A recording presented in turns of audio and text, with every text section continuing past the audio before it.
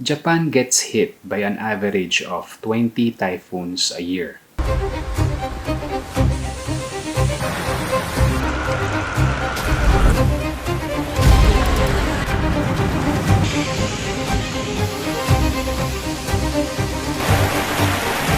On top of that, meron pang mga guerrilla downpours, merong mga sudden, at meron ding extreme rainfall.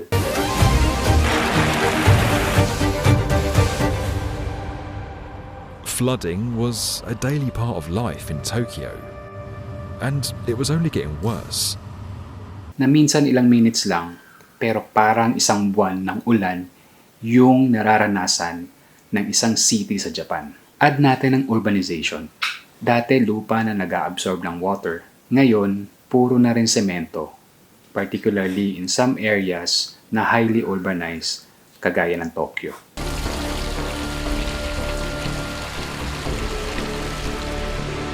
Kaya mabilis bumaha at nahihirapan ng rivers to handle overflow. Kailangan nilang mag-isip ng long-term solution. Hindi lang pansamantala, kundi para sa mga susunod na henerasyon.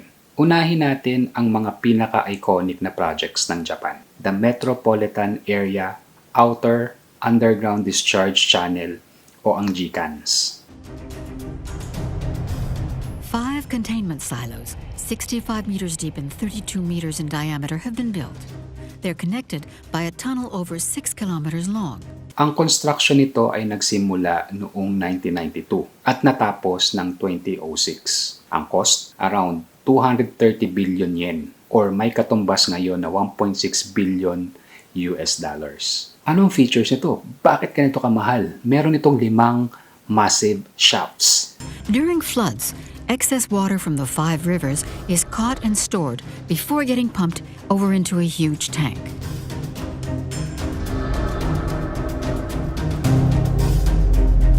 .3 kilometers tunnel at isang giant underground water tank na tinatawag na underground cathedral. Is a water tank. It is an enormous space, 25 meters high. It sits 50 meters beneath the city streets. At ang magiging purpose nito, ito ang magiging temporary storage ng baha, then slowly, i-release nila yan kapag safe na.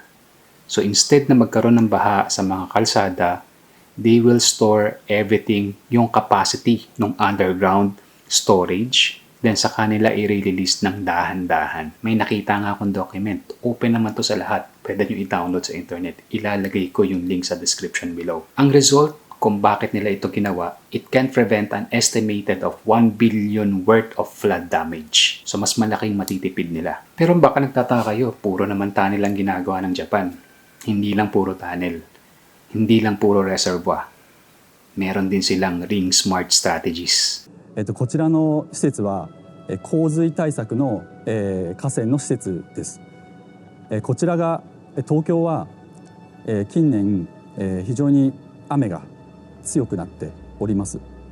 そのためこういった施設がなければこちらの流域に住んでいる皆さんの住宅、それから企業、それから東京は鉄道、地下鉄なども多いので、そういった建物が浸水してしまいます。そうしますと人の命が奪われるだけでなく、都市の機能、世界有数の都市である東京の都市の機能がストップしてしまいます。Meron silang real-time weather alert and warning system. Meron silang disaster drills para sanay na ang mga communities. At meron silang tinatawag na strict zoning codes. Pakita ko sa inyo mga example ng strict zoning codes. Japan has 12 zones, and in a major area like Tokyo, very little of the land is zoned at this lowest level. So let's briefly go through the 12 zones. There are 3 main types. There's residential, where you house people. There's commercial, for shops, offices, and doing business. And then there's industrial, for things like factories. At meron din silang nature-based solution na like restoring wetlands, kagaya ng mga forests, para at least ito ay magiging alternative para ma-absorb yung rain o yung ulan na nararanasan nila. Lahat ng ito ay ang mga strategy na ginagawa ng Japan para maging mas mataas ang kanilang resiliency sa mga dumarating na typhoon, sa dumarating na unexpected rainy season. Siguro nagtataka kayo, baka puro construction lang ang ginagawa ng Japan. Alam ng Japan na hindi sapat ang one-time, big-time construction. Kaya meron itong continuous maintenance. Meron silang sinasagawang yearly inspection ng pumps, floodgates, even yung mga tunnels. Meron din silang river dredging para maiwasan yung bara, sub work sa bundok para maiwasan ang mga darating na landslides. Upgrading of all designs para ma-match yung mga latest rainfall data. Ito yung mga sikreto kung bakit effective pa rin. Kahit na dumaan yung mga panahon, kahit sabihin mong decades, effective pa rin yung flood control system na meron ang Japanese government. So nagtataka kayo, ang laki ng perang ginagastos para sa mga project na to. Sino ba yung nagbabayad? At gaano katagal yung project, yung budgeting for this project? As of 2025, ang Japanese government, they allocate 139 billion US dollars or may katumbas na 20 trillion yen, Japanese yen, for the disaster resilient infrastructure na nag-extend up to 2030. Ito yung timelines. Meron silang mga small project. Meron itong 3 to 7 years. Meron silang mega projects like GCANs na na-explain ko kanina. Siyempre, meron din itong mga maintenance. Every year, nag-allocate sila ng budget.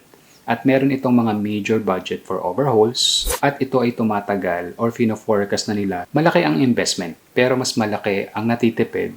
At syempre, wala namang perfect na plan, walang perfect na execution. Makakaranas talaga ng challenges. Number 1 na challenge nila, limited space. Marami ng mga cities sa Japan ang congested in terms of population at mga establishments. Yung extreme rainfall na unexpected na dumarating, kailangan nilang i-check yung system capacity na nagawa nila. At syempre, yung aging infrastructure. Kailangan nilang i-upgrade on an annual basis. At alam naman natin, one of the biggest challenges ng Japan now is workforce. Pero despite of all the challenges, tuloy-tuloy pa rin yung kanilang innovation. Gumagawa pa rin sila ng mga sensor-based monitoring. At inaalay nila to sa green infrastructure. At merong mga advanced flood standards na ginagawa ang Japanese government. Ang Japan flood system hindi perfect, pero meron silang control system. Proof na engineering, policy, and discipline can work together. Alam natin na trillions of money,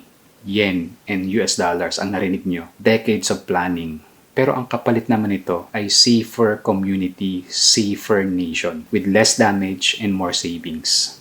So ano nga ba yung aking objective in sharing this information? Merong mga lessons. Number 1, it's okay to plan for the worst.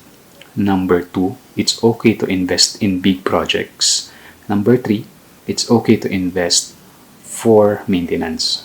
And number 4, we have to recalibrate our government system.